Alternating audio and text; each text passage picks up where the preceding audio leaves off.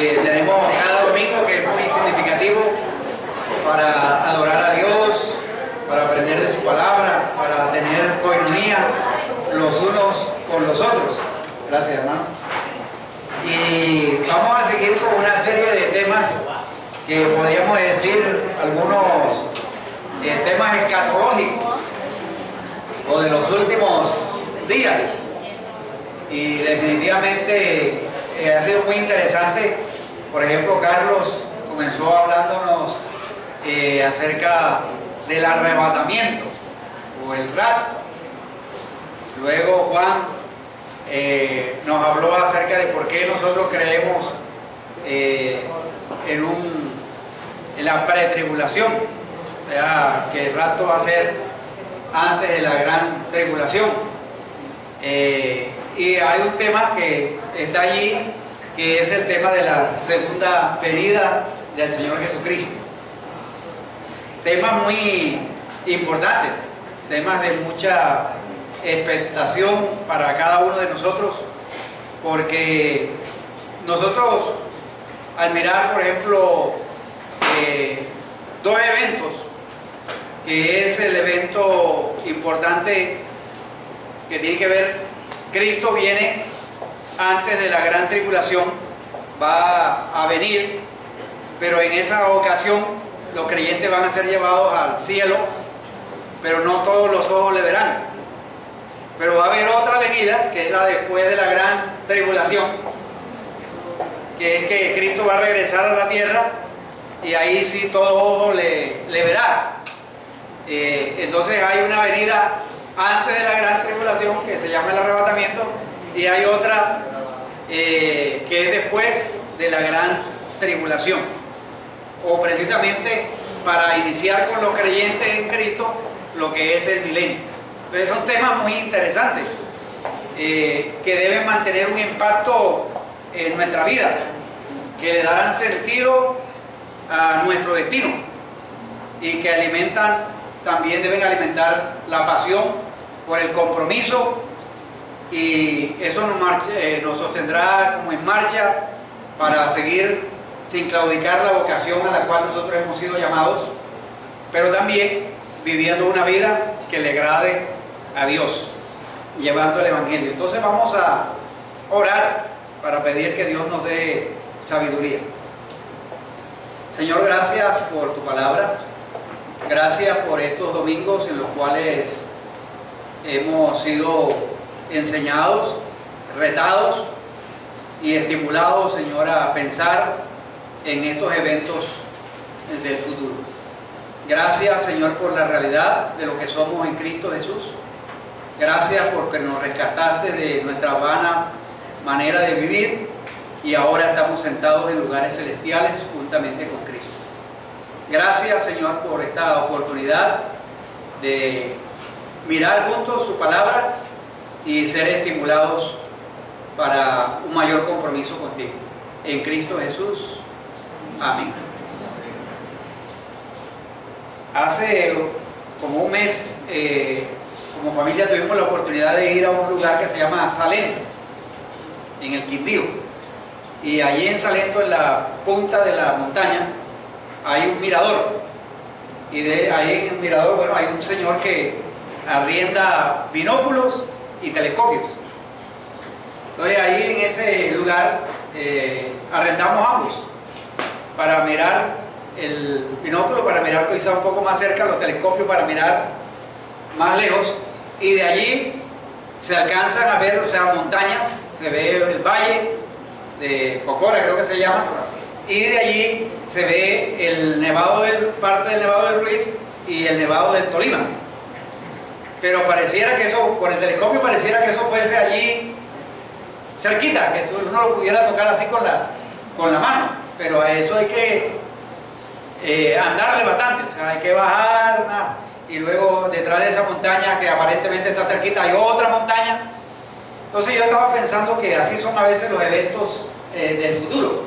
Los eventos del futuro, cuando se registran en la Escritura, de pronto uno pensaría como la pregunta que hicieron los discípulos: dinos, Señor, ¿cuándo serán estas cosas? Entonces hay unas cosas que suceden en poco tiempo, otro con otro poquito más de tiempo y así, pero son situaciones que se darán a la luz de lo que Dios ha revelado en las Escrituras.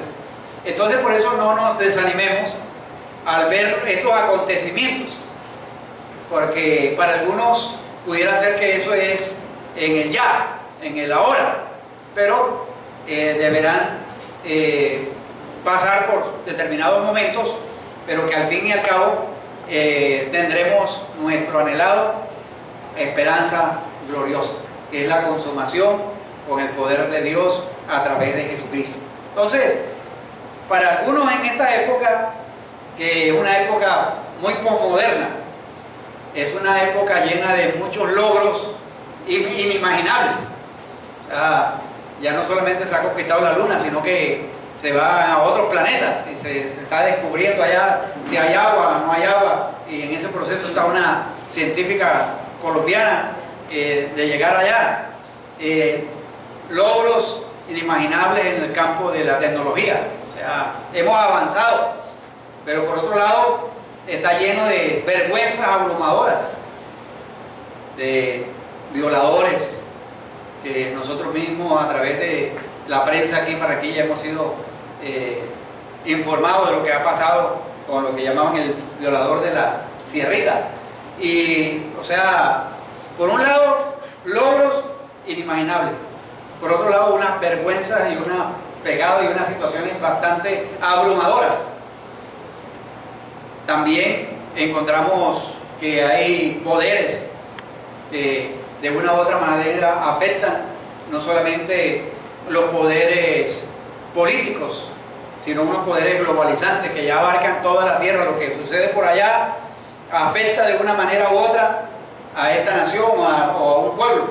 Entonces, unos poderes globalizantes, los poderes de las tinieblas que cada vez se hacen más evidentes en medio de la realidad. Pero también hay un contraste tremendo, o sea, el sufrimiento tremendo que vive mucha gente. Sufrimiento, pobreza, la escasez, la limitación. Entonces, alguien ha dicho que es un sufrimiento indescriptible. O sea, es una paradoja.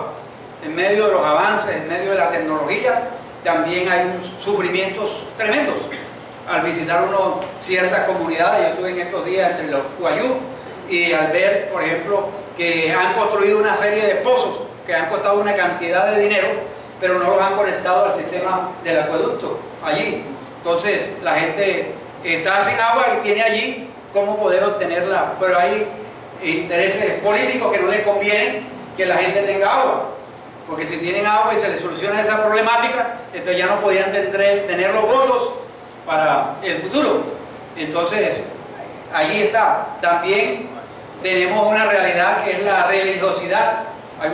La religiosidad está en subida, pero la santidad está en bajada, en caída libre, en el sentido de que se habla mucho de religiosidad, pero no se vive la verdad de la palabra de Dios. Vamos a mirar en el Evangelio según San Marcos, este escritor que cita las declaraciones de Jesucristo respecto a su segunda venida.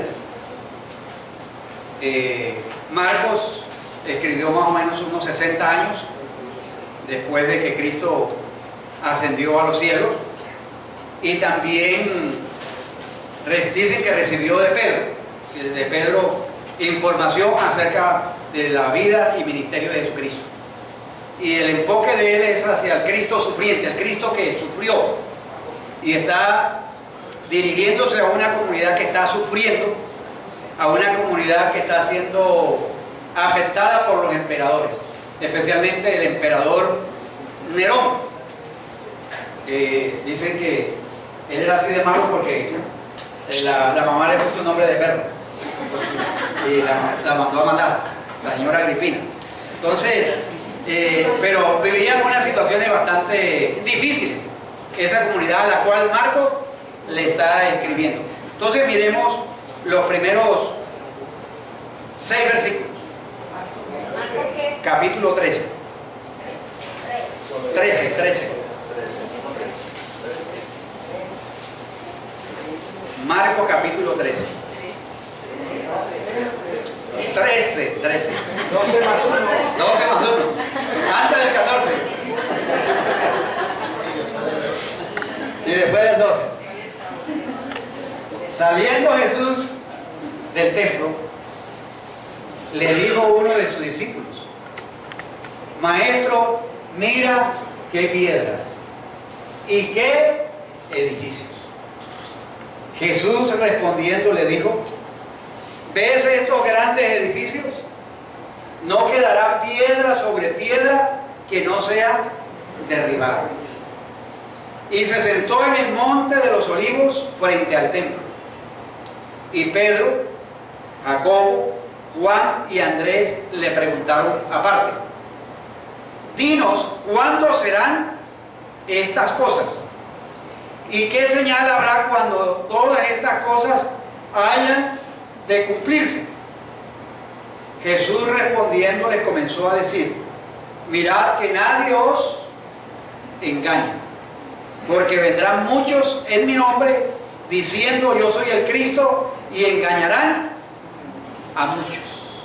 Entonces miren, Marcos empieza a describir una situación en la cual ellos están observando una realidad que es la de los edificios del templo, lo hermoso del templo, pero también en el versículo 32 del mismo capítulo, versículo 32, Jesús habla y dice: pero de aquel día y de la hora nadie sabe, ni aun los ángeles que están en el cielo, ni el Hijo, sino el Padre.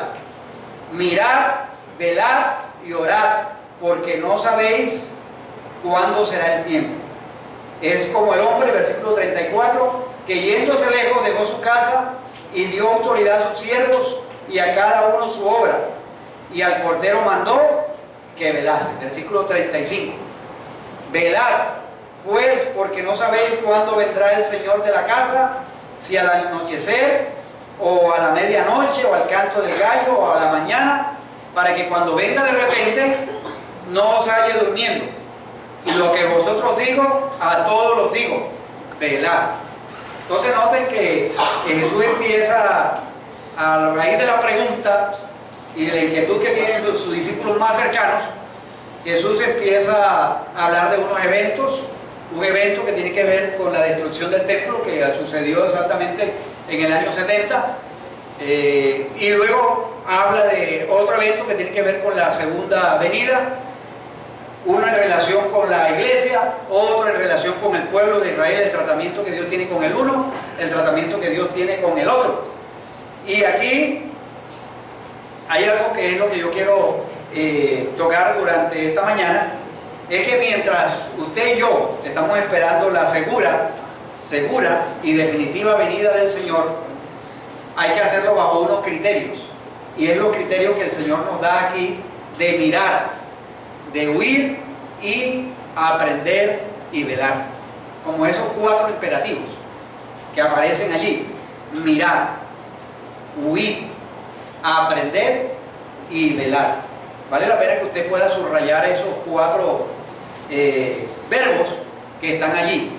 Entonces, el contexto del pasaje nos habla de que Jesús está saliendo del templo, y antes de que Jesús diga que mirar, Él está destacando la ocasión. Aquí hay que destacar el momento en que se dio el discurso acerca de la venida del Hijo del Hombre. Y este discurso es el que usa Marcos aproximadamente 60 años después, cuando escribe el Evangelio.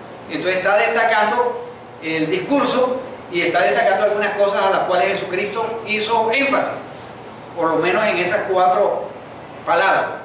Y la primera tiene que ver con el logro o el orgullo nacional. Para el judío, su orgullo era el templo, era su gloria, era su ícono, allí era donde ellos se gloriaban, el templo. Tenemos un templo, y ese templo ha sido construido y mira lo que tiene, y con eso sacaba techo. De pronto, si ellos vendían algún tipo de souvenirs, de pronto lo que iba a aparecer allí en el souvenir era el templo. Y cada ciudad, cada nación tiene sus lugares emblemáticos, de los cuales se enorgullece, de los cuales siempre está hablando de él, porque para él tiene un significado muy profundo. Puede ser por la construcción o por lo que sucedió, y eso se convierte en un símbolo. Aquí vemos que el templo judío en aquel entonces era considerado una de las maravillas más espectaculares que jamás se haya construido. Dicen los que vivieron allá, no sé si hubo alguno de aquí que vivió en esa época, pero dicen que su belleza, su imponencia y lo grandioso provocaban en un judío orgullo. O sea, tenemos el templo. No es cualquier templo, es el templo. Donde allí ellos, por eso le dicen, al pasar por allí, le dicen al Señor: Señor, mira qué piedras, que estaban recubiertas por oro. Mira qué edificios, como diciéndole al Señor: mira, Señor, ¿dónde vas a encontrar tú un edificio como este? ¿Dónde vas a encontrar tú un templo como este? Pero la reacción del Señor lo deja boquiabiertos a ellos, o sea, una respuesta muy contundente. ¿Ves estos grandes, ustedes están viendo estos grandes edificios? Les digo que no va a quedar piedra sobre piedra.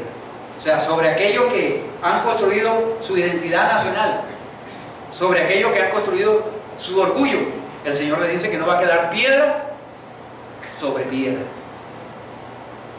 Ahora, para un judío, escuchar que su templo iba a ser derribado, y especialmente de esa forma, eso constituía el fin del mundo. Para ellos eso era el fin del mundo. Por eso, Señor, dinos, Señor, ¿cuándo serán estas cosas? O sea, se acabó el templo, el fin ya llegó.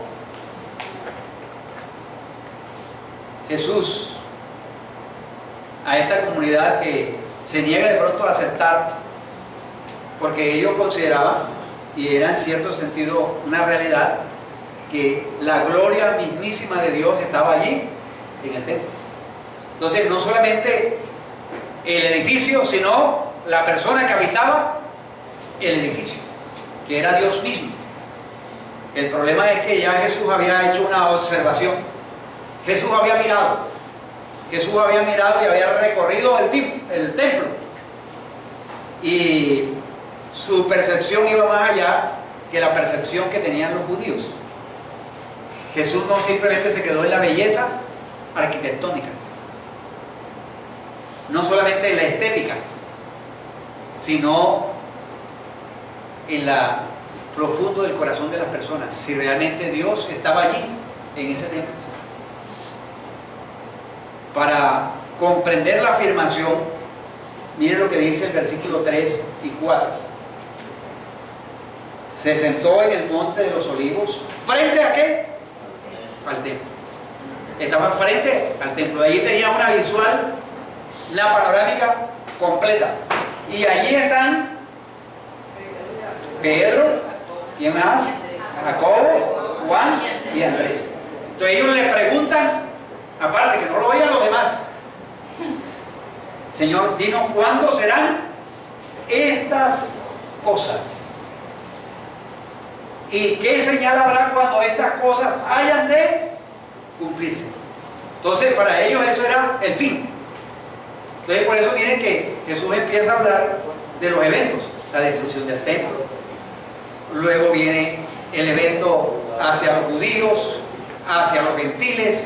Entonces, en esos capítulos, tanto en el 13 como en el 24, hay varios sucesos, varios episodios, pero en la mentalidad de ellos era que eso iba a ser en ese momento.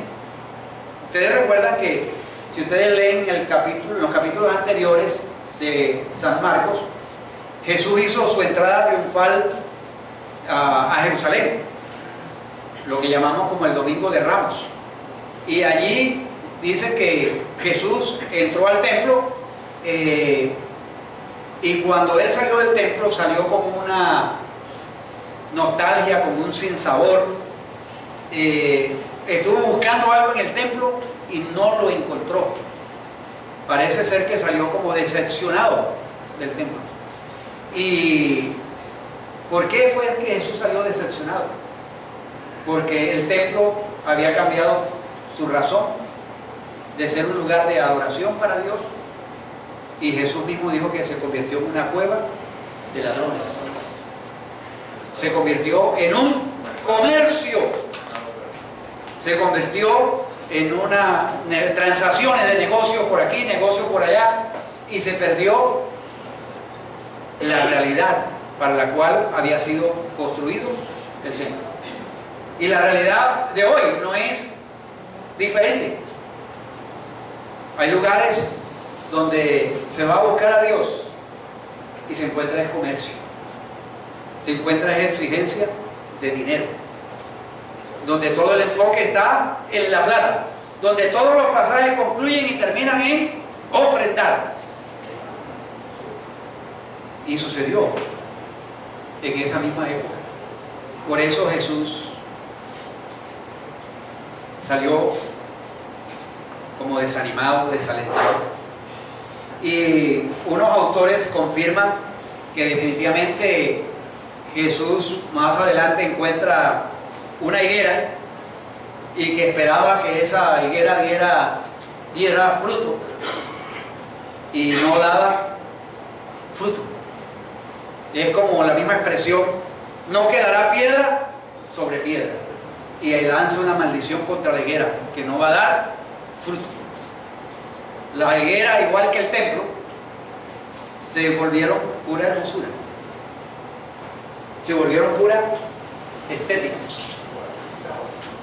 Y hay arbolitos que usted siembra de frutas que son muy bonitos, tienen mucho follaje, una cuestión muy hermoso,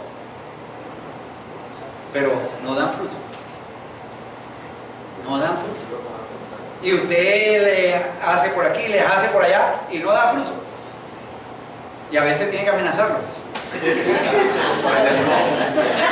El limón, bueno, el limón, miren ese limón allí que lo amenazamos, resultó que ni el limón es mandarina. Hemos cogido de allí 3 mandarinas, dulces. Pero busque sentenciado.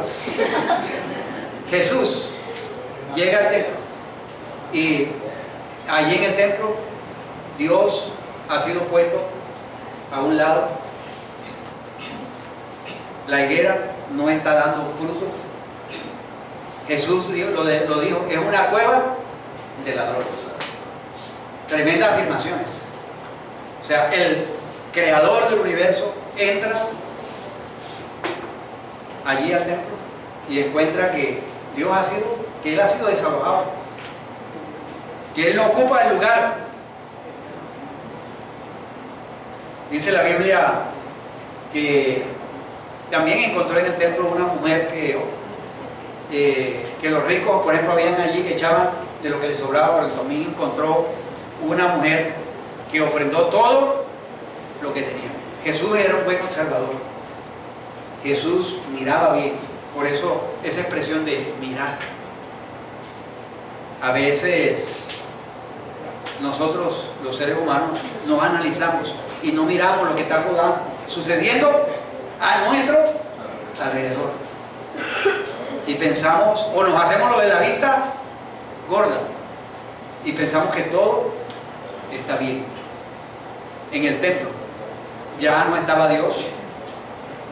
En el templo se comercia con el hambre de la gente que iba allá expresando su necesidad y tratar de ofrecer un cordero. Allí estaban los negociantes para venderles el cordero por precios triplicados. Ya el templo no sirve a la gente, sino que explota a la gente, como sucede en muchos lugares hoy en día, donde hay atraco a Biblia armada constantemente. La comunidad a la cual Marcos le está escribiendo es una comunidad que está sufriendo, que tiene persecución, que hay violencia, que hay opresión, particularmente por parte del Imperio Romano. Entonces, en estos momentos en que Marcos está escribiendo, hay una situación tensa allí en Israel. Hay dos grupos que quieren que quieren ejercer presión.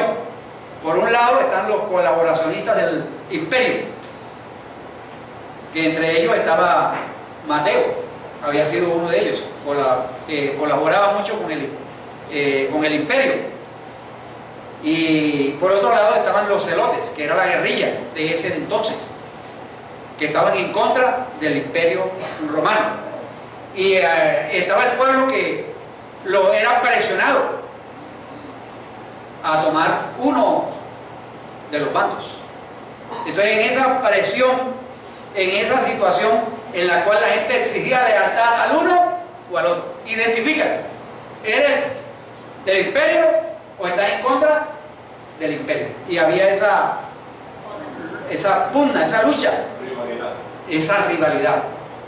Ahora, muchos de ellos, de los que están recibiendo este evangelio de la comunidad de Marcos, están tentados a de pronto volver otra vez al templo, dejar la fe que han puesto en el Mesías, en el cristianismo, y retornar nuevamente a los ritos, retornar nuevamente a todas las prácticas del templo, pero que eran prácticas en las cuales Dios no estaba presente, sino eran simplemente religiosidad.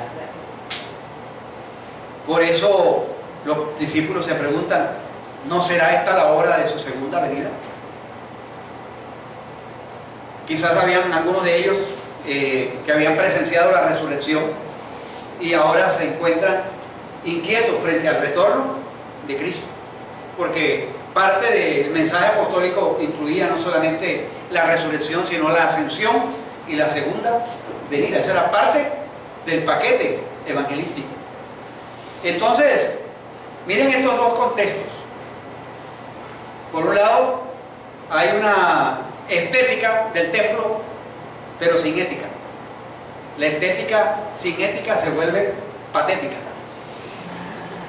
Y es cierto, o sea, puede ser muy bonito, muy hermoso por fuera, pero si por dentro no hay valores, si por dentro no hay fundamentos, es patético. Pero por otro lado está el sufrimiento de un pueblo, de una comunidad que se le vulneran sus derechos, donde aún por profesar su fe son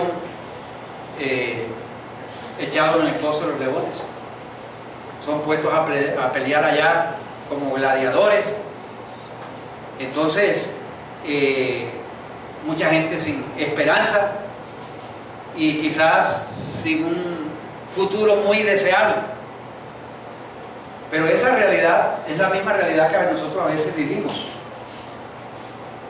O sea, a veces la realidad es que hay mucha hambre espiritual, pero no encuentra satisfacción, porque la espiritualidad y la estética no suplen esa necesidad, porque no están buscando a Dios, no están entrando en una relación con Dios. Y hoy en día, en nuestra generación, hay mucha ausencia de esperanza. La gente está viviendo el ahora, está viviendo el momento. Pero el cristiano tiene una esperanza.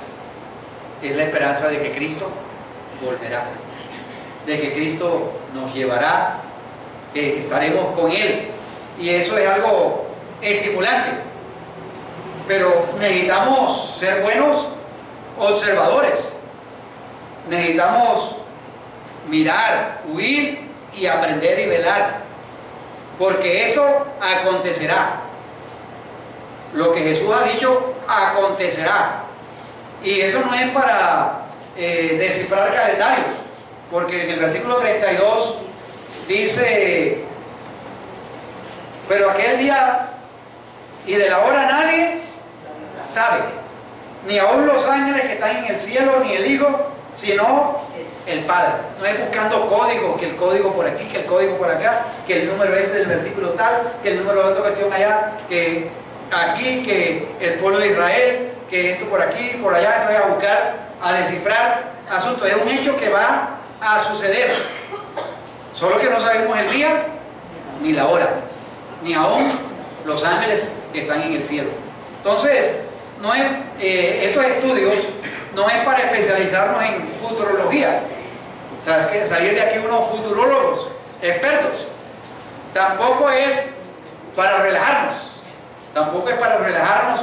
y pensar que las cosas están bien, que eso sí va a suceder, pero por allá en el futuro, que vamos a pasarla chévere, vamos a vivir la vida, como más adelante vamos a ver cómo vivió una generación, comiendo, bebiendo, casándose, dándose en casamiento. Perdieron de vista la razón por la cual estaban aquí en la tierra. Lo que cabe, según el Jesús, aquí la palabra de Marcos es velar, y hay que velar, y ese velar va arropado por el orar. Velar es orar. ¿Por qué? Porque no sabemos cuándo será el tiempo. Entonces, el no tener acceso a esta información implica el velar o mantenerse despierto. Entonces, es interesante que aparece allí el velar acompañado con el orar. Eso es algo muy, muy interesante, y en eso nosotros tenemos que estar como atentos a los acontecimientos de la historia. Debemos estar atentos a lo que está sucediendo en relación con nuestros tiempos, lo que está sucediendo aún, teniendo los ojos puestos en lo que sucede allá en Israel. Todo eso tiene que relacionarlo con la segunda venida de nuestro Señor Jesucristo. Entonces, hay que estar atentos a los acontecimientos de la historia. Hay que mirar datos, hay que ayudarnos en el sentido de ver qué es lo que Dios quiere y cómo debemos vivir en medio de esta generación perversa y maligna. Esto, en la oración, reclama que debemos buscar a Dios para que se dé la venida de Él en el tiempo de Él.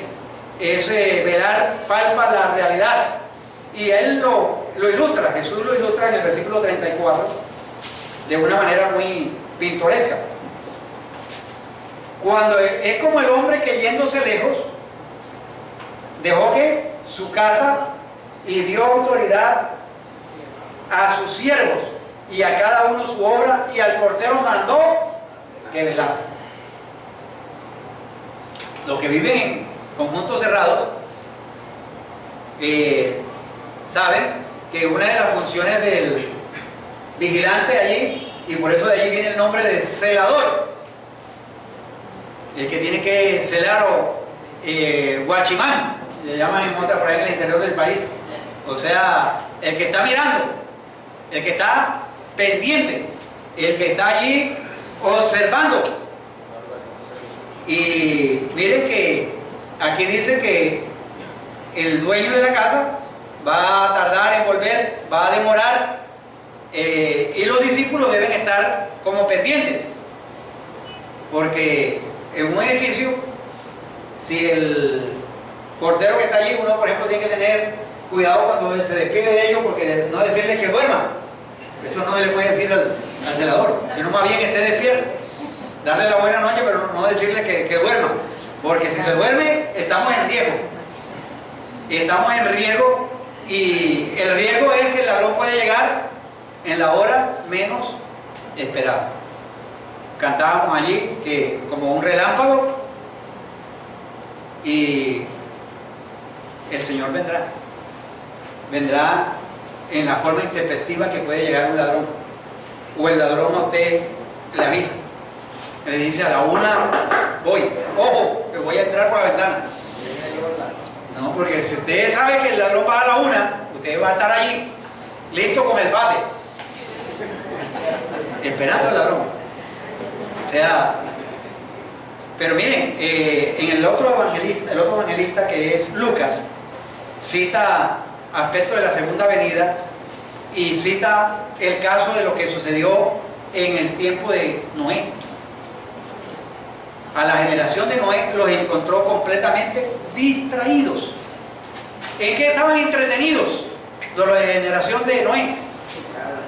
En comer. Alguien léame Lucas 17:27. Lucas 17:27. ¿En qué estaban entretenidos esa gente? Uno por uno, por favor.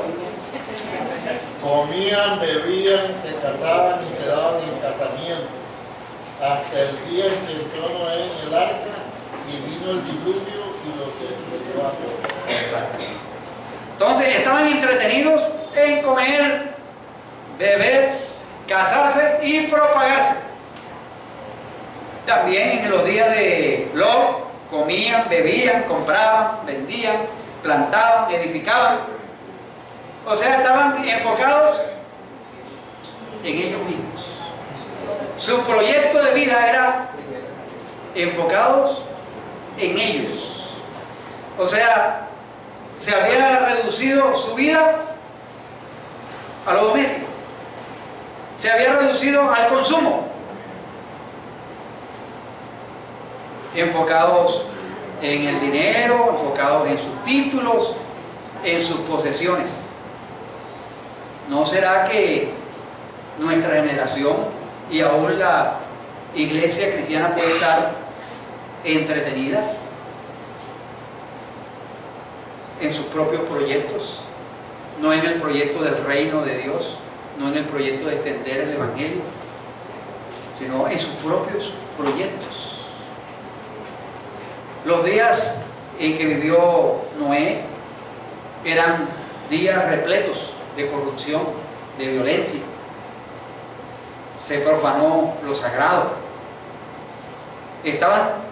Los contemporáneos de esa época estaban totalmente distraídos.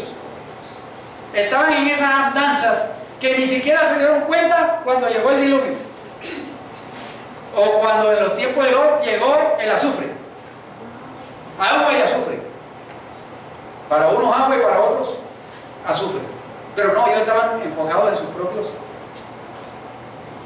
mirar, velar. Que la venida del Hijo no nos sorprenda enfocados en nuestros propios proyectos. Está bien nuestros proyectos, pero un proyecto que dé gloria a Dios y que incluyan en la faceta de nuestra vida el reino de Dios. El velar no es solamente algo pasivo, no es simplemente trasnochar, no es simplemente quedar ahí con los ojos puestos en el cielo y la boca abierta. No, o sea, el velar es ejercer la autoridad de cada uno que Dios nos ha dado, de desempeñar el oficio que Dios nos ha concedido a cada uno, de usar los dones, los talentos que Dios nos ha dado. Es llevar a cabo la misión que nos ha encomendado el Señor, de ir a ser discípulos a todas las naciones, de edificar a los santos.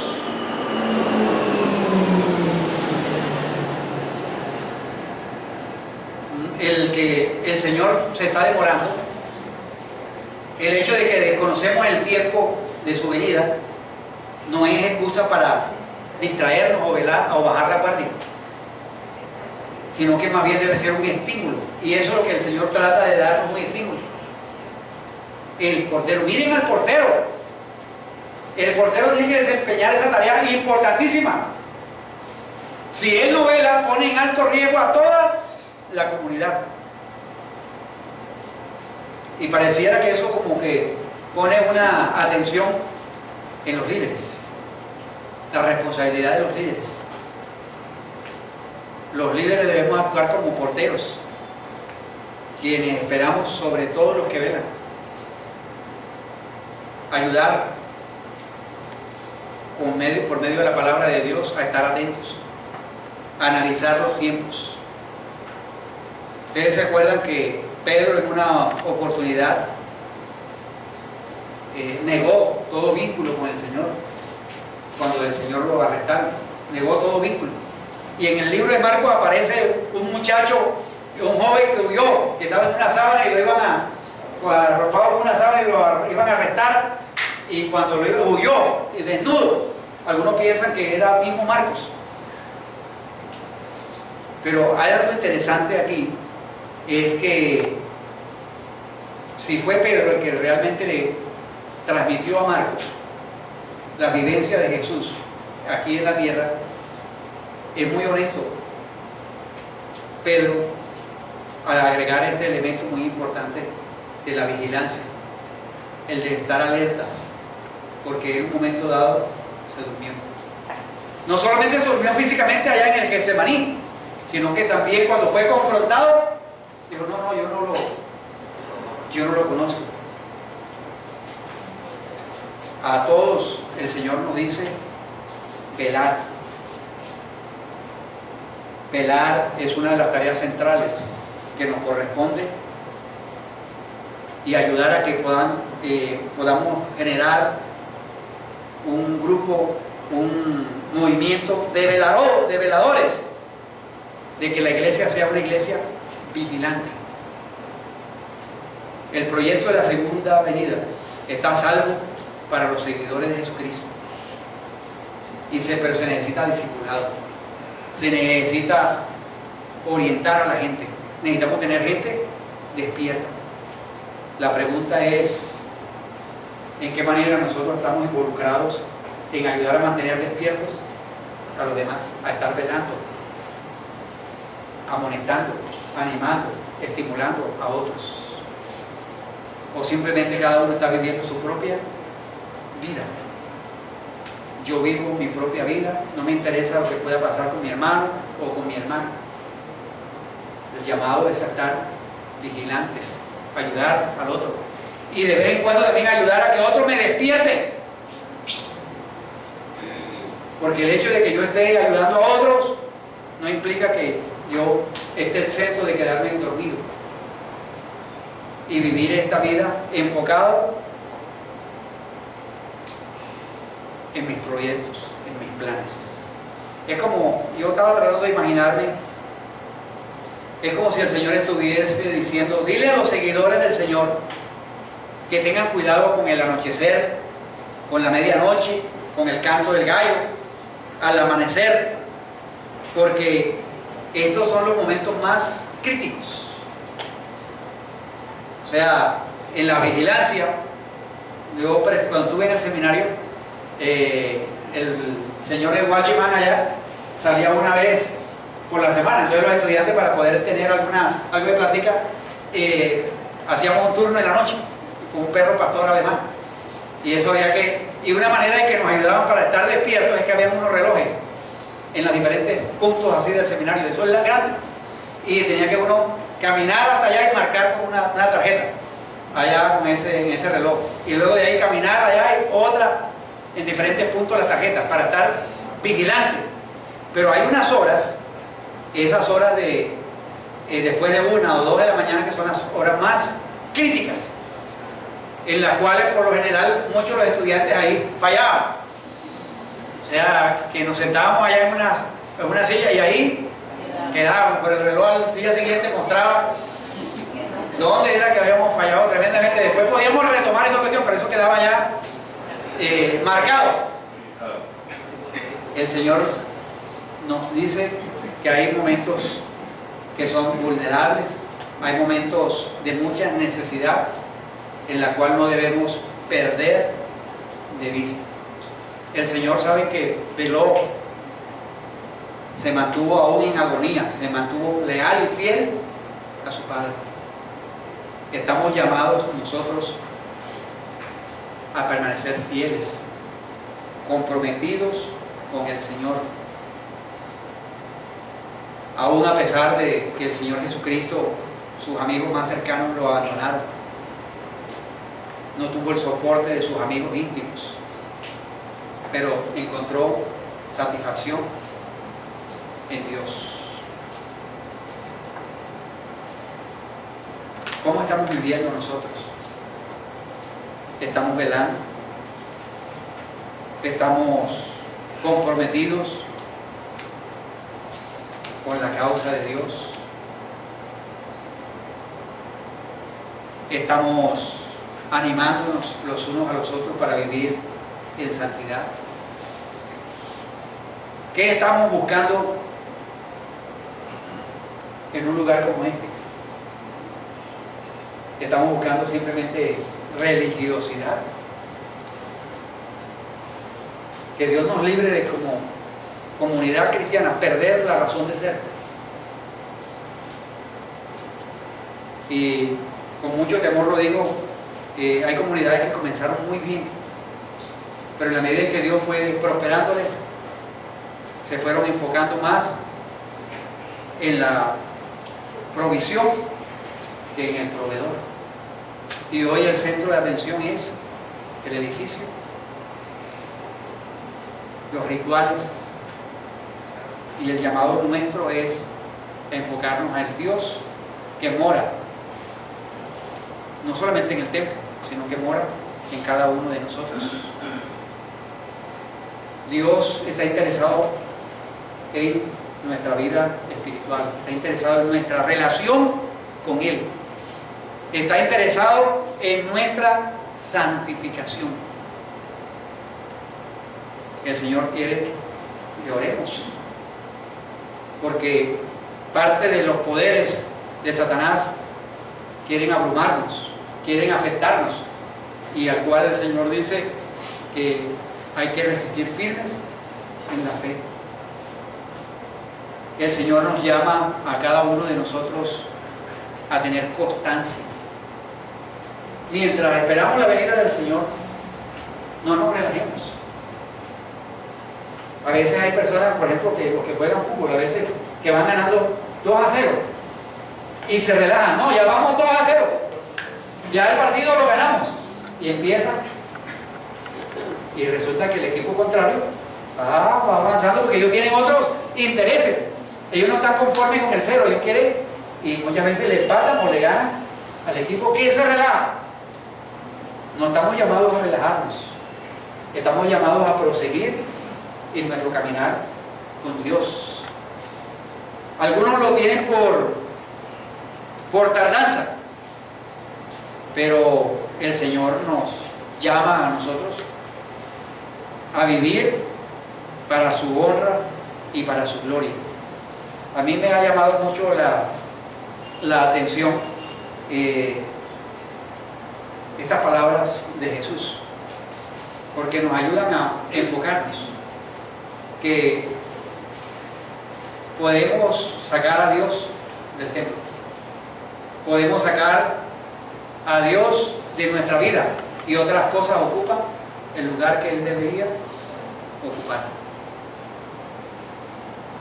Analicémonos cómo podemos mantener nuestro sentido de esperanza, cómo podemos alimentar la pasión por el compromiso, nuestra participación en los encuentros de los grupos familiares, donde nos nutrimos, donde nos animamos, donde nos confrontamos, pero siempre con una motivación de ayudarnos a estar en guardia, a estar velando. Necesitamos de otros frente a todas las situaciones que estamos viviendo, frente a diferentes crisis que se viven de un lado, se viven de otro. El Señor nos llama a velar, el Señor nos llama a estar allí, firmes y constantes. ¿Dónde está el enfoque de su vida y de mi vida? ¿Está confinado solamente al matrimonio? ¿Enfocado allí en el matrimonio? ¿En un título? ¿En un empleo? ¿O tal vez en un seguro de vida? Que no es malo tenerlo. Pero si todo está, no, ya yo me aseguré. Pase lo que pase, ya yo mi familia, listo. Y perdemos la razón de ser de lo que Dios nos ha llamado. Él es lo más importante. Hay que desprendernos también de lo sensual, lo doméstico, para que Dios nos empuje a un verdadero encuentro con el Dios Santo, para clamar a Dios para que en los diferentes templos, en los diferentes lugares, haya importancia de la santidad, de lo sagrado, para que haya crecimiento, para que haya una mente que pueda discernir la voluntad de Dios. Necesitamos de hombres y mujeres con una esperanza, que marchan y conscientes de que el Señor vendrá, porque hoy en día y en esta época están apareciendo muchos mesías políticos, ofreciendo lo uno y lo otro, y muchas iglesias y muchos hermanos se envuelven en lo político y pierden su razón de ser sal y luz en la tierra. Algunos, por ejemplo, también hoy en día, en cuanto a la teología de la prosperidad, han llegado a insinuar que fe es prosperidad, y que si usted no es próspero es porque no tiene fe. Pero la prosperidad es solamente para unos, no para todos. Hoy en día hay un mesianismo falso que no tiene soporte bíblico, que engaña a las personas. Como en la comunidad de Marcos había gente sufriente, en vez de ser una respuesta al sufrimiento de la gente, se convertía en una carga para la gente que sufría. Estamos llamados a proclamar el reino, el evangelio, que cambia y transforma a las personas. Que Dios nos ayude en esta época llena de logros imaginables, pero llena de pecados y de vergüenzas abrumadoras. Dios tiene un proyecto de vida para nosotros donde Él es la parte central y estamos dentro de su plan y de su proyecto. Que Dios nos ayude a estar vigilantes, velar y orar.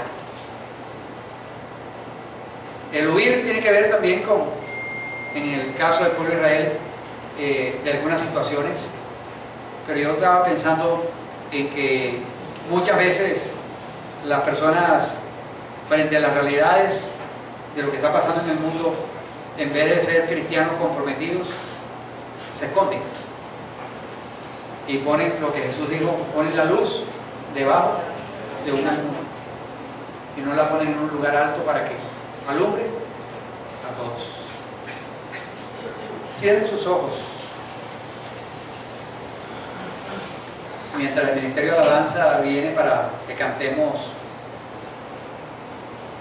una canción que cantaron hace un momento, que habla de que Él volverá. Y vamos a pedirle al Señor que nos ayude a estar vigilantes,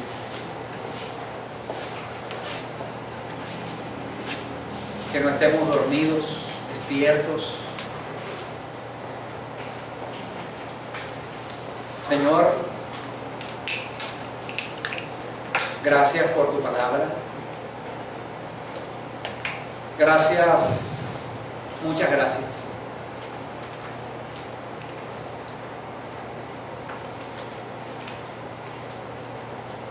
Por estos registros, Señor, de tu palabra. Gracias porque tú nos das esperanza, tú nos das rumbo, tú nos das dirección. Señor, perdónanos,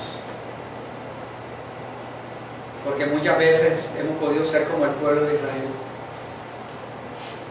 enfocados en nuestros logros, enfocados en lo doméstico, en lo cotidiano,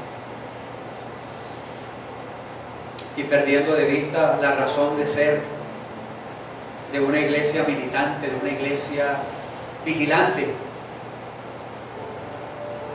Señor, ayúdanos. Ayúdanos a crecer en el conocimiento tuyo. Ayúdanos a crecer en el compromiso para contigo, para con los hermanos, en nuestra participación en los encuentros de los grupos familiares, en los ministerios, en las tareas y las responsabilidades que se nos asignan, Señor. Ayúdanos a ser vigilantes. Padre, ayúdanos frente a tanto pecado para que podamos llevar el antídoto del Evangelio. Que sabemos, Señor, que el Evangelio cambia, transforma a las personas.